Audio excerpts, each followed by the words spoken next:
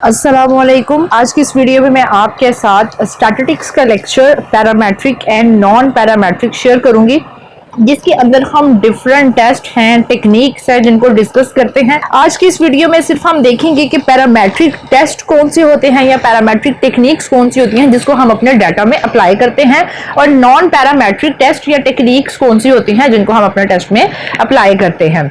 तो सबसे पहले तो आपको ये पता होना चाहिए कि पैरामेट्रिक और नॉन पैरामेट्रिक में मेन डिफरेंस क्या होता है।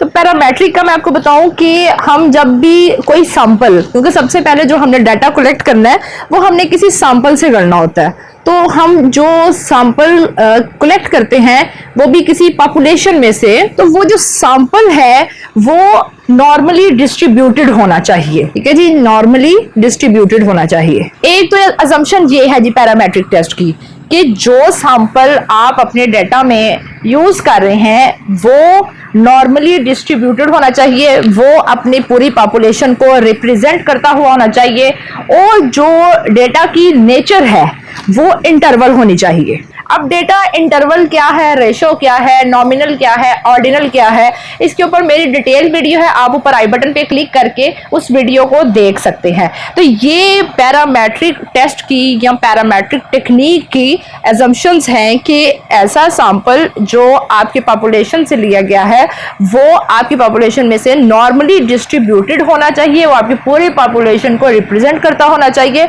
और दूसरा आपके डेटा की जो नेचर है वो इंटरवल होनी चाहिए। अब अगर हम बात करें नॉन पैरामेट्रिक टेस्ट की, तो नॉन पैरामेट्रिक टेस्ट में ऐसी कोई भी अजम्पशन नहीं है कि वो नॉर्मली डिस्ट्रीब्यूटेड हो या डाटा जो है वो इंटरवल होना चाहिए। इसकी जो नॉन पैरामेट्रिक की अजम्पशंस आती हैं वो ये आती हैं कि ये जो स्मॉलर सैंपल्स है ना उसके ऊपर ये अप्लाई किए जाते हैं।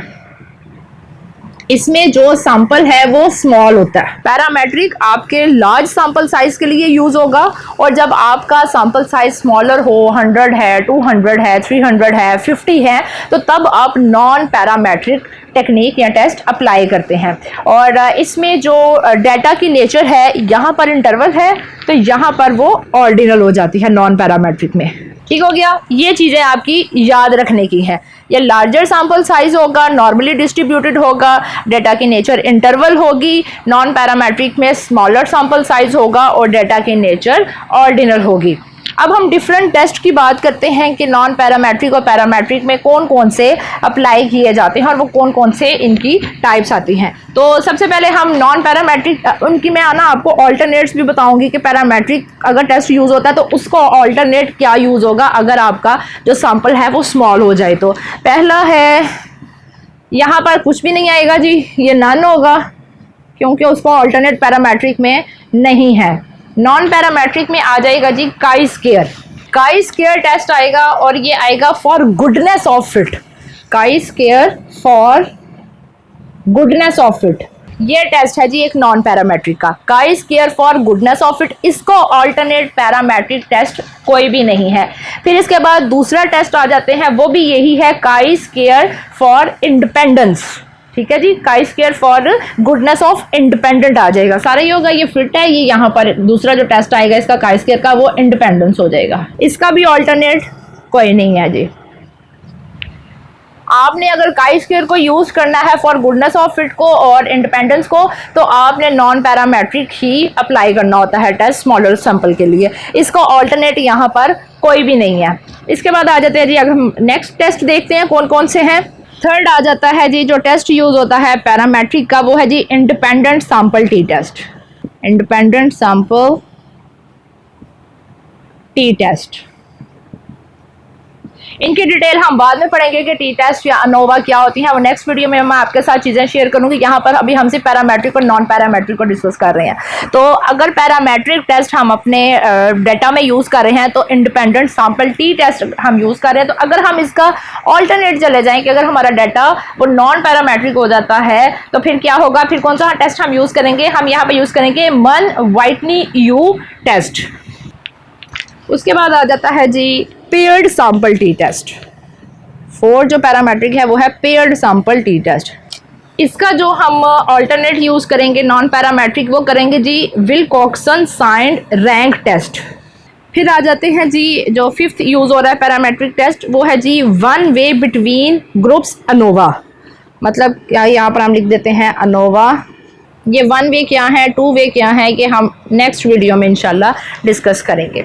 अब इसका जो अल्टरनेट यूज़ होगा, नॉन पैरामेट्रिक टेस्ट आएगा, वो आ जाएगी क्रुस्कल वैलिस टेस्ट। नेक्स्ट जो यूज़ हो रहा है जी पैरामेट्रिक टेस्ट, वो है जी one way repeated measures ANOVA. ठीक है, one way repeated measures ANOVA. इसमें कौन सा नॉन पैरामेट्रिक टेस्ट यूज़ होगा? अगर हमारा स्मॉलर ग्रुप होता है तो, या डाटा हमारा ऑर्डिनल होता है तो इसका आ जाएगा जी फ्रेडमैन टेस्ट। नेक्स्ट आ जाता है जी two way analysis of variance between groups. ये वन वे था, अब अनोवा आ गया है जी टू वे। इसके अब जो इनके जो अब टेस्ट आ रहे हैं ना पैरामेट्रिक, इनके नॉन पैरामेट्रिक कोई भी नहीं है जी, नॉन नहीं है। ठीक है जी, two way ANOVA between groups. इसी तरह आ जाए जी मिक्स्ड बिटवीन विदन ग्रुप्स। ठीक है जी, मिक्स्ड बिटवीन विदन ग्रुप्स आ गया। फिर उसके अलावा मनोवा है, मनकोवा है, ये सारे हम आगे डिस्कस करेंगे।